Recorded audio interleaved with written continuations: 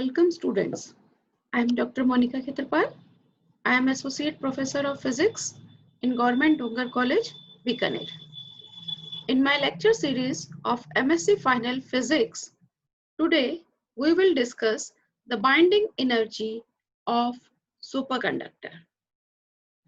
We know from the BCS theory that condition for superconductivity is that there must be formation of a Cooper pair. When is Cooper pair formed? Cooper pair is formed by the interaction of two electrons through a virtual phonon. And this interaction is possible only when this is attractive in nature. Because we know there is a Coulomb repulsion between electrons, and when this attraction force between electrons through a virtual phonon dominate the repulsive Coulomb repulsion, then only Cooper pair formation takes place. Now, in my today's lecture, we will derive the binding energy of a superconductor. We know that the eigenvalue equation is H psi equal to E psi. What are these values? Here E is the energy eigenvalue of Cooper pair and H is the Hamiltonian operator. Psi is the wave function of Cooper pair. We know that what is Hamiltonian operator? It comprises of two terms, kinetic and potential energy. The kinetic energy operator is denoted here as H0. And we know that what is H0? Kinetic energy operator minus h cross square upon 2m del square. And I am expressing my potential energy operator as H1. H1 is the interaction term which represents the potential between electrons of the pair. Psi is the wave function of a pair. I am now expressing my wave function as individual electron wave function.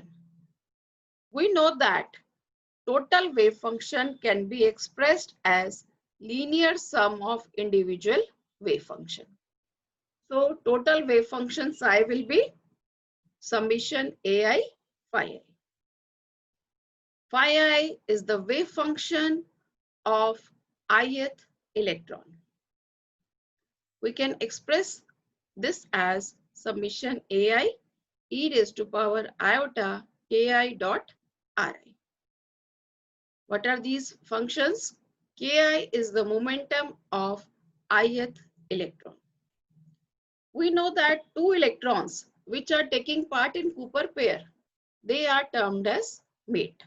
So Ki is the momentum of ith mate. Now, initially we have taken this equation, eigenvalue equation. तो हमने यहाँ पर E मेरे पास क्या है? Energy eigen value, H operator है और psi अपना वेव फंक्शन है कूपर पेयर का. मैं मेरे H ऑपरेटर को काइनेटिक एनर्जी ऑपरेटर और पोटेंशियल एनर्जी ऑपरेटर की फॉर्म में लिख रही हूँ. काइनेटिक एनर्जी ऑपरेटर होता है minus h cross square upon 2m del square और H1 मेरा interaction that means potential energy operator है. अब मेरे पास मैं मान रही हूँ कि इलेक्ट्रॉन्स जो हैं उनकी एनर्जी जब उनमें कोई भी इंटरेक्शन नहीं हो रहा, that means energy of these electrons in absence of any interaction, मैं मान रही हूँ ये मेरे पास स्मॉल ei के बराबर है. बिना इंटरेक्शन की एनर्जी है. अब सुपरकंडक्टर के अंदर हम हमेशा पेयर की बात करते हैं तो हमें एनर्जी को भी डबल लेना पड़ेगा. तो मेरे पास बिना इंटरेक्शन की एनर्जी कितनी आएगी? 2ei के बराबर। और बिना इंटरेक्शन का ऑपरेटर हमने क्या लिया है, H0। तो H0 साई किसके बराबर आ जाएगा, 2EI साई के। That means we can write our equation H0 plus H1 psi equal to E psi. This is the energy eigen equation. Now in this expression, I am substituting the value of psi. Psi का value हमने क्या मानी थी, summation AI phi I। तो दोनों जगह मैं psi की वैल्यू रख रही हूँ। psi की वैल्यू रख दें और H0 और वेव फंक्शन psi, अभी अपन ने निकाला है H0 psi की वैल्यू क्या है, 2EI psi। ये एनर्जी है बिना किसी इंटरेक्शन के। ये वैल्यू मैंने यहाँ पर रखी है, 2EI प्लस H1 माइनस इस E को मैं इस साइड ले आऊं, AI phi I। अब हम ये जो ऑपरेटर वाली टर्म है, ये ऑपरेटर है, इसको हम अलग कर रहे हैं। और बिना ऑपरेटर की ये जो दो रिमेनिंग टर्म्स हैं, 2EI minus E AI phi I, इसको मैंने अलग लिखा है और ऑपरेटर टर्म मैंने लिखी है H1 AI phi I। अब मैं दोनों साइड्स में मल्टीप्लाई कर रही हूँ phi j स्टार से और इंटीग्रेट कर रही हूँ। और जो कांस्टेंट टर्म है उसको हम इंटीग्रेशन के बाहर लिख सकते हैं। तो मेरे पास ये जो एनर्जी है, टोटल एनर्जी है, कैपिटल E कांस्टेंट है, और विदाउट इंटरेक्शन की जो एनर्जी होती है वो भी कांस्टेंट होती है।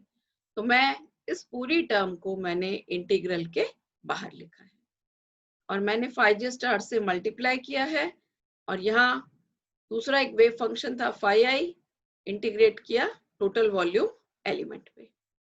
यहाँ पर समीशन AI कांस्टेंट बाहर, इंटीग्रल के अंदर आ जाएगा phi j star H1 phi I d tau। ये जो फर्स्ट टर्म है इसके अंदर मेरे पास आ रहा है integral phi j star phi I d tau। इस टर्म में मैं ऑर्थोगोनैलिटी रिलेशन अप्लाई कर रही हूँ।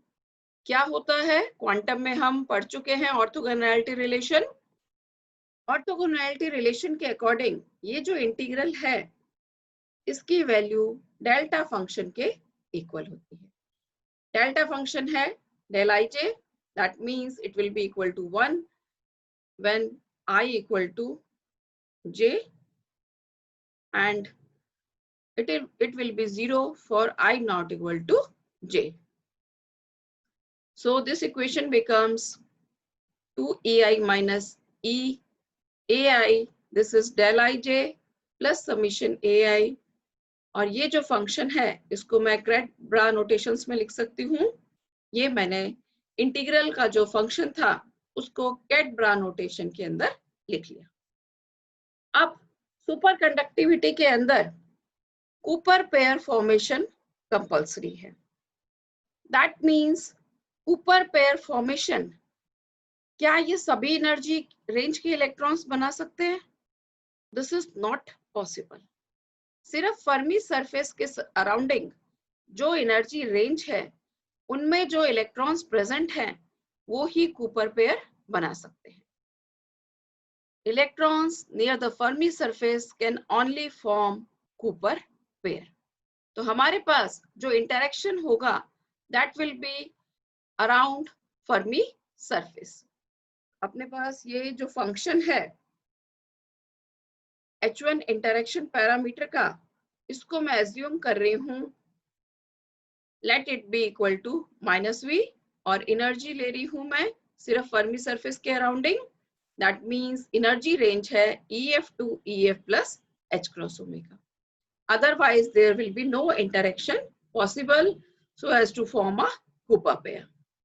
और इंटरेक्शन एनर्जी जो है वो हमेशा नेगेटिव होती है, तो इसीलिए मैंने -v का यूज किया है।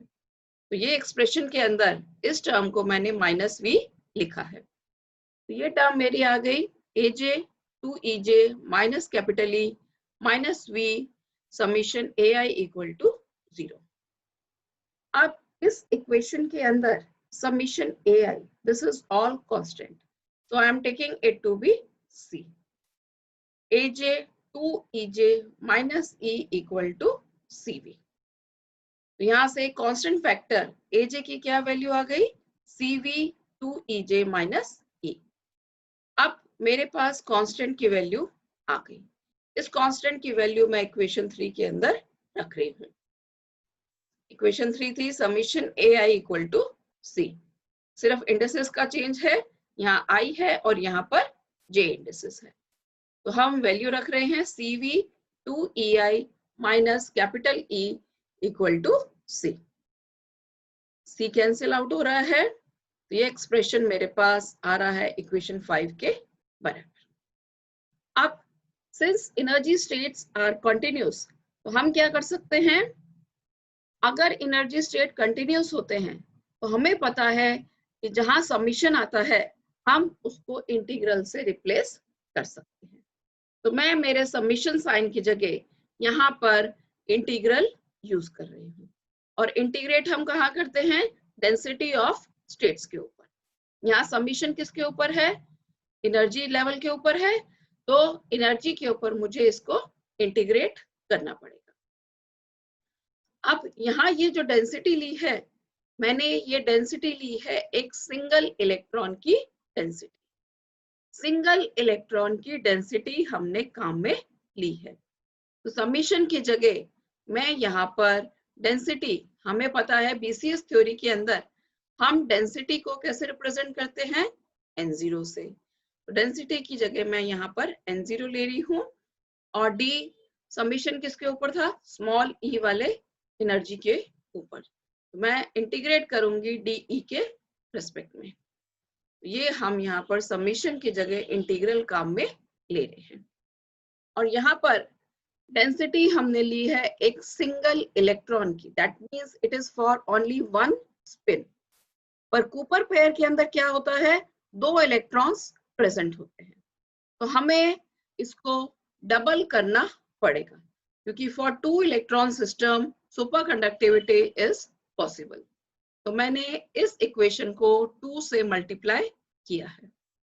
और एनर्जी रेंज हमने क्या ली थी, जिस एनर्जी रेंज में कूपर पेयर बनता है, around the Fermi surface, that means EF to EF plus H cross omega. तो हम इसको इंटीग्रेट कर रहे हैं. इसका इंटीग्रल क्या आएगा, लॉग आएगा, log 2E minus capital E, और यहाँ 2 का फैक्टर है, therefore it will be divided by 2. 2 cancel out हो रहा है. इंटीग्रल की लिमिट लगा दे, अपर लिमिट है EF plus H cross omega, ये रख दी हमने. सेकेंडली मुझे क्या रखना है, माइनस EF. ये वैल्यू सब्स्टिट्यूट करके सॉल्व करके ये वाला एक्सप्रेशन मेरे पास आ रहा है. अब इसके अंदर ये जो फंक्शन है डिनोमिनेटर में 2EF minus E, this is the binding energy of superconductor. That means the energy which is needed to break up a Cooper pair. Energy की वैल्यू कितनी आ रही है, 2EF minus E. इसको एनर्जी डायग्राम में मैं draw कर सकती हूँ. Lower energy level, this is the twice of energy level EF. इसमें से E को सब्ट्रैक्ट कर रहे तो हमें क्या मिल रही है, binding energy. In spite of this value, I am putting EB. Exponential ले लें, 1 plus 2H cross omega, EB, E raised to power 1 upon N0 V. तो यहाँ से बाइंडिंग एनर्जी की वैल्यू मेरे पास आ जाएगी 2H cross omega divided by E raised to power 1 upon N0 V minus 1. N0 क्या था, density of electrons which are taking part in the Cooper pair formation. और Fermi surface के surrounding ही सिर्फ जो इलेक्ट्रॉन्स हैं वो कूपर पेयर बनाते हैं. That means this density will be very small. तो हमारे पास N0V जो फैक्टर है it will be very small. तो अगर N0V स्मॉल है तो 1 upon N0V will be large. तो ये फैक्टर मेरा लार्ज है, that means we can neglect 1, क्योंकि ये बहुत स्मॉल होगा इस टर्म के कंपैरिजन में. this term will be very large. तो मेरे पास यहाँ से हम 1 को निग्लेक्ट कर रहे हैं, तो बाइंडिंग एनर्जी की क्या वैल्यू आ जाएगी? EB will be 2H cross omega E raised to power minus 1 upon N0 V. तो स्टूडेंट्स, आज अपन ने बाइंडिंग एनर्जी निकाली एक सुपरकंडक्टर की. बाइंडिंग एनर्जी होती है, that means the energy which will be needed to break up a Cooper pair. और Cooper pair अपने को पता है कि एसेंशियल कंडीशन है सुपर कंडक्टिविटी की फॉर्मेशन के लिए. Thank you students for watching.